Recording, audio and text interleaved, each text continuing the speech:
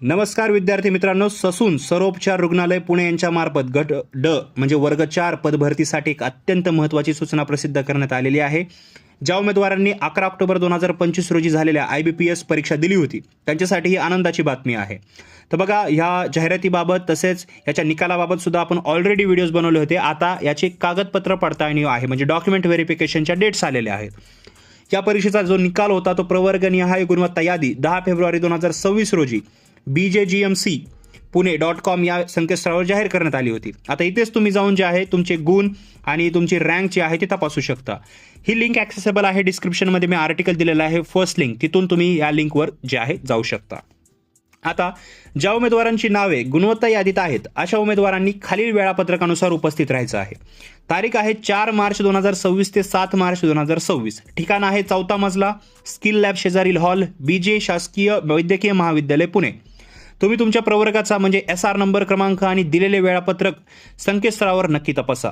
आवश्यक कागदपत्रांची यादी आपण पाहूया. तर बघा, पडताळणीसाठी जाताना जे कागदपत्र आहेत मूळ संच म्हणजे ओरिजिनल आणि छायांकित म्हणजे झेरॉक्स सोबत ठेवणे अनिवार्य आहे. याच्यामध्ये तुमच्या SSC गुणपत्रिका, बोर्ड सर्टिफिकेट, ते नावाचा पुरावासाठी लागतं तर ते तुम्हाला न्यायचं आहे.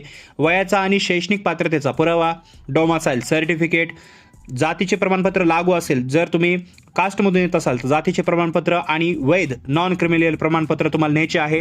समांतर आरक्षणाचे पुरावे जसं दिव्यांग, माजी सैनिक, खेळाडू, अनाथ प्रकल्पग्रस्त, जर तुम्ही हे क्लेम करणार असाल तर याची कागदपत्रे, आधार कार्ड, ऑनलाईन अर्जाची प्रत आणि परीक्षा प्रवेशपत्र म्हणजे हॉल तिकीट हे तुम्हाला सोबत न्यायचे आहे. ओरिजिनल प्लस झेरॉक्स म्हणजे याचा संच.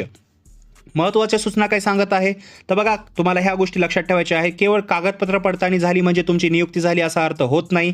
पडताळणीची प्रक्रिया पूर्ण झाल्यानंतरच अंतिम यादी जी असते आणि प्रत्यक्ष यादी जाहीर केली जाते.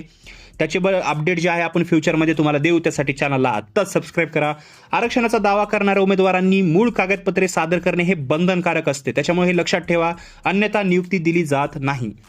सर्व पात्र उमेदवारांना खूप खूप शुभेच्छा. ही माहिती तुमच्या मित्रांसोबत नक्की शेअर करा. तसेच पडताळणीसाठी दिलेल्या वेळेच्या किमान 1 तास आधी केंद्रावर पोहोचा. सर्व मूळ कागदपत्रे एका क्रमाने लावा आणि किमान 2 सेट साक्षांकित छायांकित प्रती म्हणजे सेल्फ अटेस्टेड कॉपी जी आहे ती सोबत ठेवा. संकेतस्थळावर लक्ष ठेवा. डिस्क्रिप्शनमध्ये जी लिंक आहे त्या आर्टिकलला तुम्ही सेव्ह करू शकता. तिथून तुम्ही जे आहे हे जे BJGMC Pune.com हे जे संकेतस्थळ आहे याच्यावर वारंवार तुम्ही लक्ष ठेवू शकता, किंवा या चॅनलला फक्त सबस्क्राईब करा. तुम्हाला जे नोटिफिकेशन आहेत फर्दर ज्या लिस्ट वगैरे लागणार आहेत त्याच्याबद्दल माहिती दिली जाईल. बाकी तुमचे जे प्रश्न आहेत ते खाली कॉमेंट सेक्शनमध्ये विचारा. व्हिडिओ आवडला असेल लाईक करा, इतरांबरोबर शेअर करा. मी तुम्हाला पुढच्या व्हिडिओमध्ये. तोपर्यंत थँक्स फॉर वॉचिंग.